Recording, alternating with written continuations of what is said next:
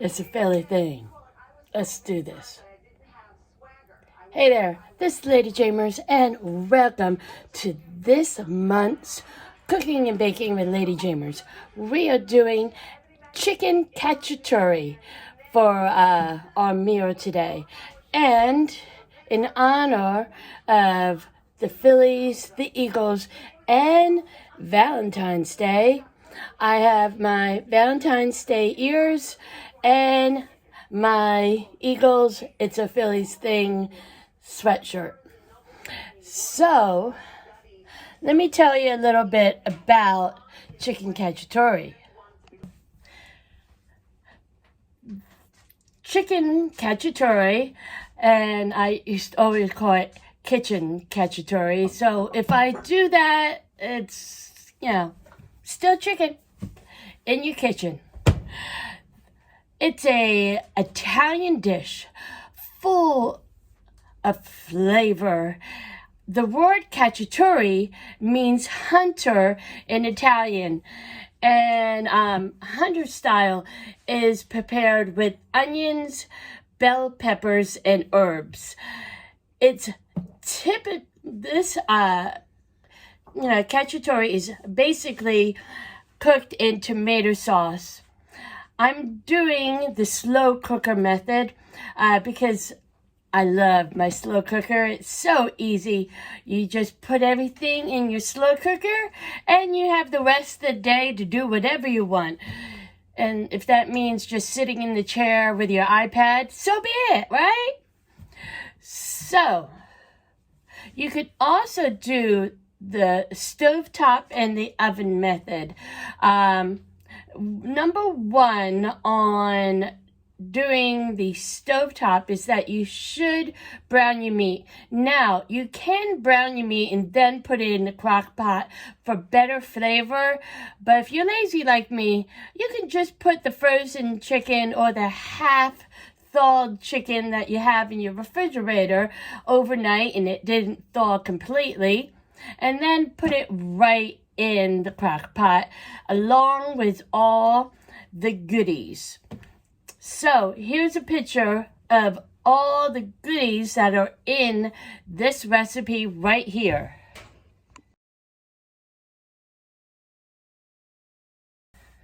Now, most chicken cacciatore is made with chicken thighs. I'm not a big fan of chicken thighs, so I like to use chicken breast. So there's 1 and 2 into a greased crock pot or Dutch oven, aka stew pot. And then you put in 2 cups of bell peppers. You can put any, my favorite is red. You can put green, you put red and green, whatever.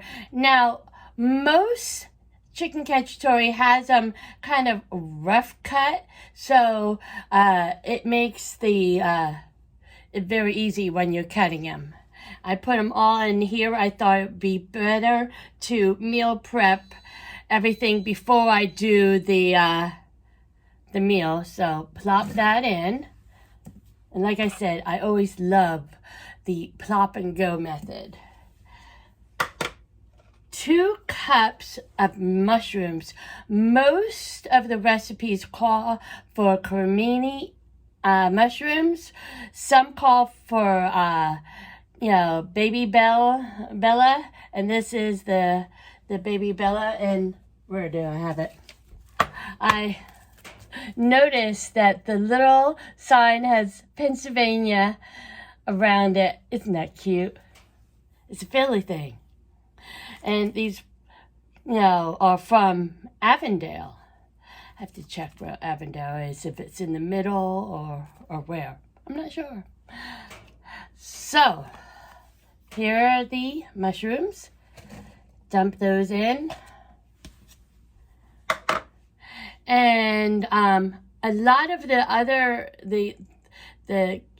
kitchen cacciatore are done several ways, and this is what surprised me when I was looking up how to do my recipe properly, because a lot of them have capers, olives, some have bacon, some have red pepper. A lot of them have red pepper, and I'm not a big red pepper fan, so I'm eliminating that part. I'm eliminating the capers and the mushrooms. Some have potatoes. I'm eliminating the bacon. I only saw one that had bacon in it, and I saw one that had celery and carrots, and I thought, I love putting celery and carrots in all my stew. So I'm putting in some carrots, and this is top heavy, and some celery. I'm putting in about a cup of carrots and about a half cup of cut celery. And here's a little tip for you. You know that little leaves, you could say, from the celery? Save those, put them in a stew or soup. They make a little extra to it. So here's, I got my green one for the eagles, so dump that in. And forgot a mushroom. Now on the herbs, you put in a teaspoon of each of the following. You put teaspoon of thyme, teaspoon of oregano, teaspoon of parsley, teaspoon of basil, and a teaspoon of garlic. Now this is where you would put the teaspoon of red pepper flakes if you like that.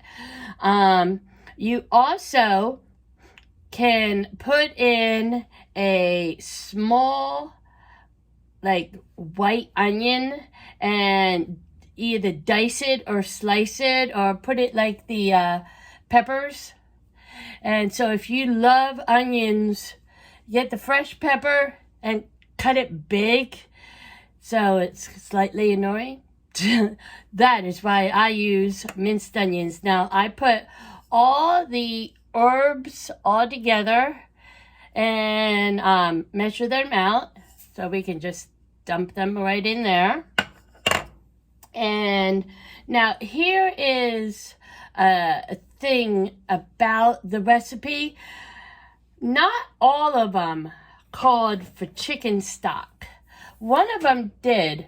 And I asked my mom, I said, should we go for the big can of tomatoes, which a lot of the recipes call for, or should I go for the chicken stock? And Mom said, go for the chicken stock.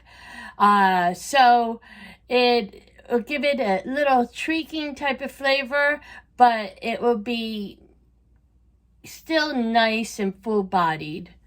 So put that in there.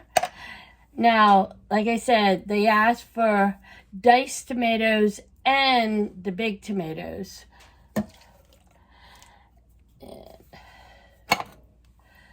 And then they also asked for tomato paste. So I've been realizing I haven't been showing you our pot. See, this is going to feed a lot of people. It's literally, this is made for 4 people, but I'm going to have to give some of this to my sister because we are going to have more stuff than I originally thought. So even though I'm going to say it's for 4 on the recipe, you can definitely get 6 meals, 6 servings out of this. Now, you also add red wine. You can add red cooking wine, or you can add regular red wine. I have, you can put in anywhere from a 1/4 cup to a 1/2 cup. I have just a little bit less than a 1/2 cup to put in here.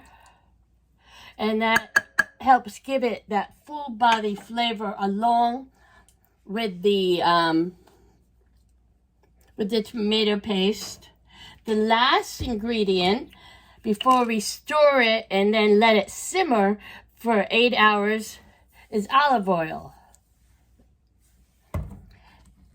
And most of the recipes call for olive oil, and I just got this because my it asks for 2 teaspoons of olive oil, and my other container was almost out, so I needed some anyway. So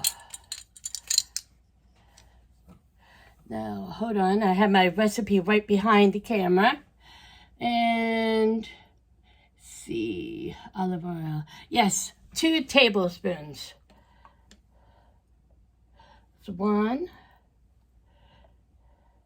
Now, you can use more than 2 tablespoons of olive oil if you want, because you can use like 1 to 2 just to grease the bowl on the bottom, and then 2 for the top. It might make your stew a little bit on the oily side or not. And if you want to thicken it, use cornstarch. That is what most of the recipes said on there. Now, when you're got all the ingredients in, I like to stir it up. And if you look, I don't think you can see. You can see there is some sauce there. And of course, it's not showing on camera, but it's showing here. But anyway, this is what's for dinner.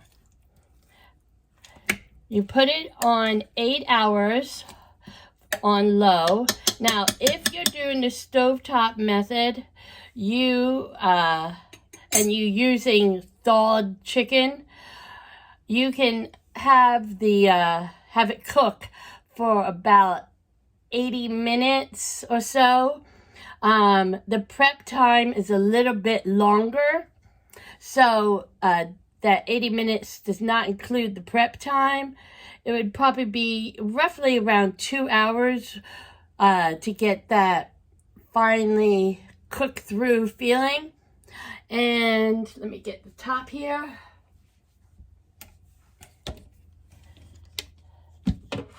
And put you down just a little bit more. And you can see where you latch and go.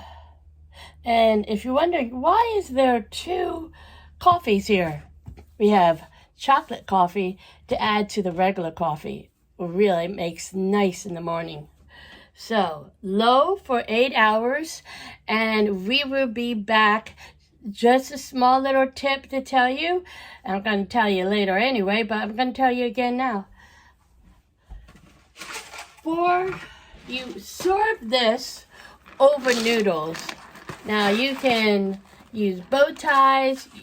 Most use spaghetti, and basically you can even put it over rice if you want, but it is very good, very hearty, and we will be back in about 8 hours to show you the finished product. See you in a bit.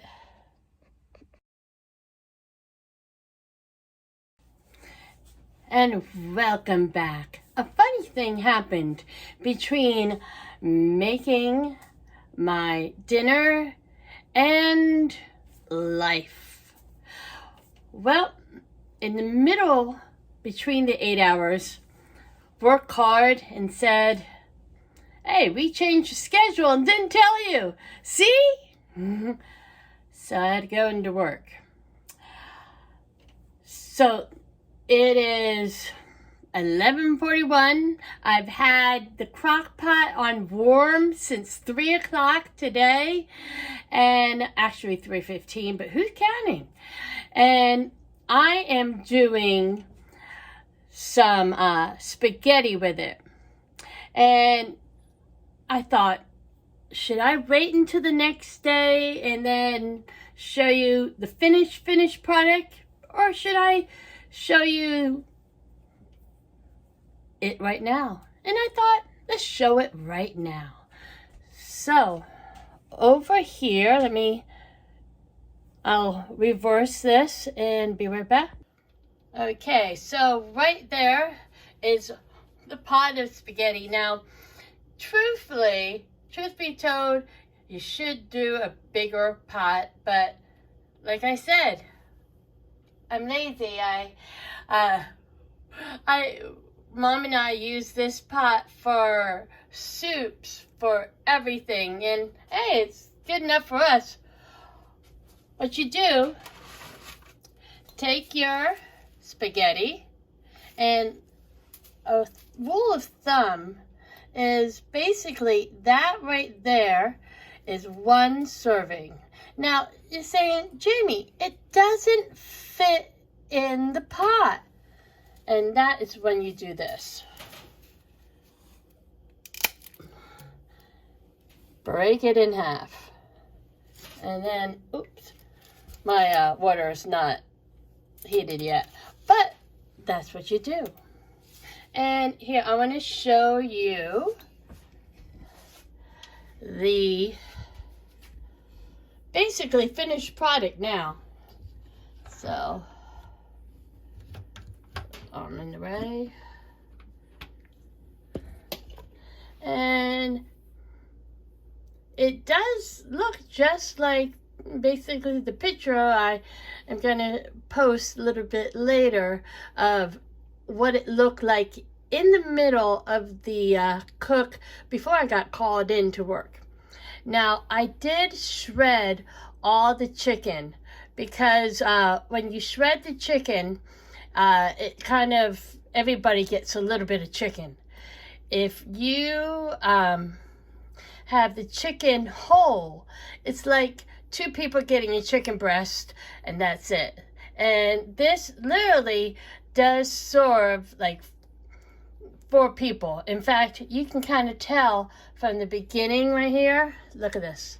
It was up to here when we began with putting all the stuff in there, and it kind of shrunk down. And no, it didn't just shrink down because of I started at 10 a.m. and now it's 11:45 at night. It shrunk down because the peppers and the mushrooms kind of went all shrunk together. But I had Mom check it while I was at work, and she goes, it was so good. So, let me get this down and we can show you the pot again.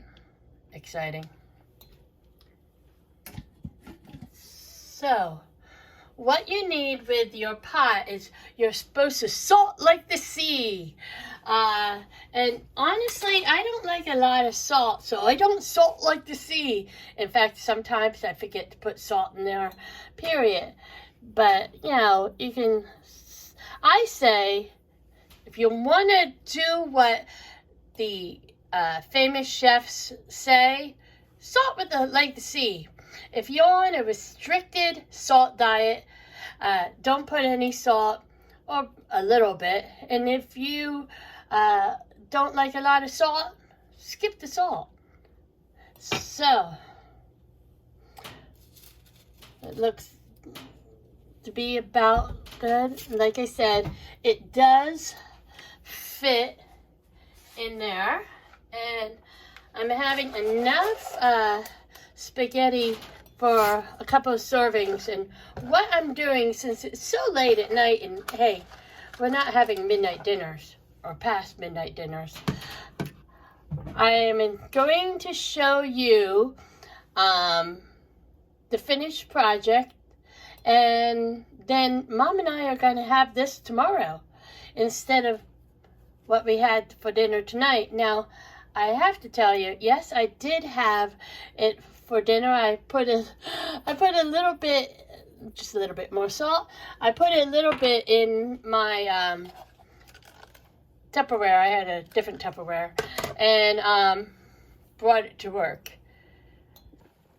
I just wanted to show you water boiling. There's a joke in there somewhere.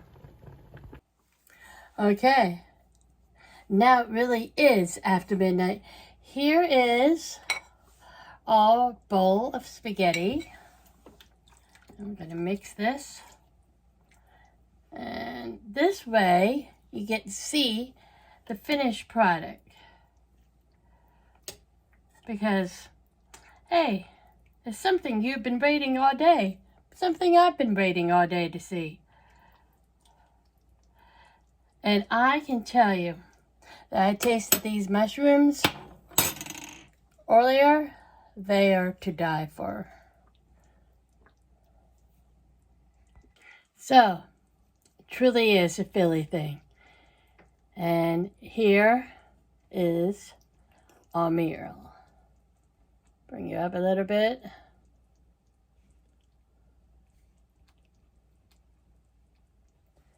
And the meal you've been waiting all day. Actually, some minutes to try.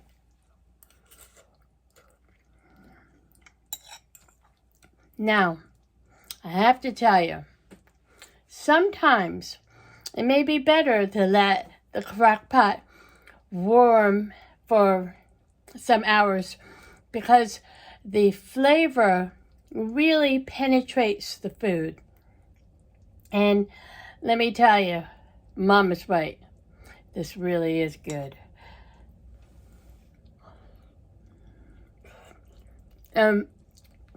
As you see, the spaghetti noodles are still long enough to slurp.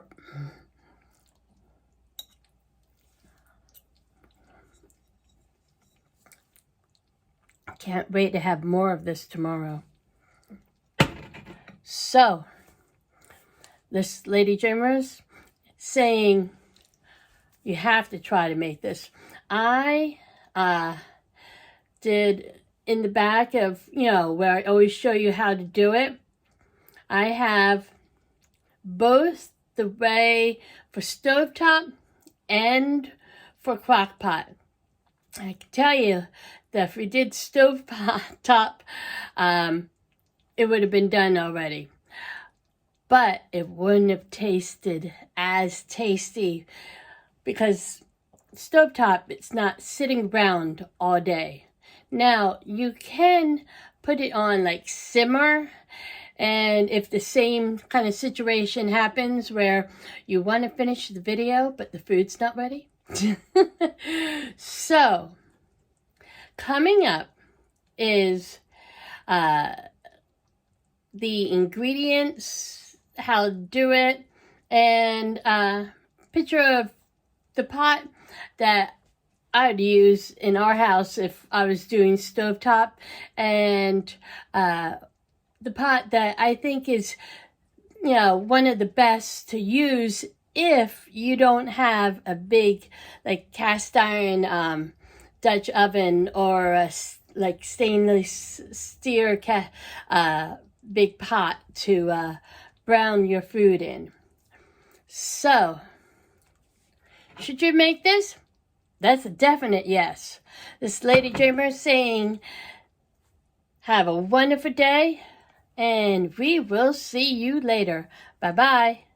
Go Eagles! By this time, we'll know if they won or not. And, hey, it's still a Philly thing. If they win or lose, go Eagles, right? Bye-bye.